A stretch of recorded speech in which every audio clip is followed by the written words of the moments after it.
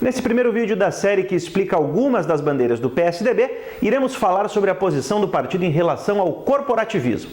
Em 13 de fevereiro de 1995, ao sancionar a Lei de Concessões, Fernando Henrique Cardoso anunciou o fim da Era Vargas, de desenvolvimento autárquico e intervencionista. A Era Vargas, para quem não lembra, elevou o positivismo, doutrina famosa e defendida quando da proclamação da República no século XIX, mas dominante desde então apenas no Rio Grande do Sul, à condição de ideologia da nação. A marca principal do positivismo era a tecnocracia, um governo de técnicos e cientistas no qual a opinião do povo e de seus representantes no legislativo pouco importava. A consequência desse tipo de pensamento resultou na concentração do poder nas mãos do chefe do executivo, que tinha por intermediários não os representantes eleitos pela população, os parlamentares, mas grupos de profissionais técnicos, científicos, entre outros. Isso resultava não apenas na multiplicação de órgãos do governo e empresas estatais, mas também de sindicatos e de gastos públicos. Esse modelo de desprestígio da representação parlamentar, de fascínio pela figura de um poder executivo forte e de inchaço da máquina pública predominou na história do nosso Estado e do nosso país, com raras exceções.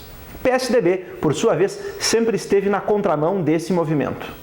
Para quem não sabe, segundo dados do BNDES, no governo de Fernando Henrique Cardoso, os gastos das estatais federais com um pagamento de pessoal caíram de 12,9% da despesa total para 3,5% e mais de 100 estatais foram privatizadas. A economia de gastos públicos naquela época permitiu, junto a outras medidas, o controle da inflação galopante. As medidas de equilíbrio fiscal do governo Ieda Cruxos no Rio Grande do Sul, bem como as reformas estruturantes aprovadas pelo governador Eduardo Leite, nesse ano, as maiores das últimas décadas, são exemplos típicos de medidas contrárias ao interesse de corporações, mas favoráveis ao bem comum, que foram tomadas, é claro, pelo PSDB ao longo de sua história. Como afirmou João Camilo de Oliveira Torres, o bem comum não é a soma de bens particulares. São bens comuns aqueles que de fato servem a todos, de modo igual, não beneficiando particularmente quem quer que seja. A moeda estável, por exemplo, legado da gestão de FHC, estabilizou os rendimentos de todos, mas não enriqueceu ou empobreceu especialmente a ninguém.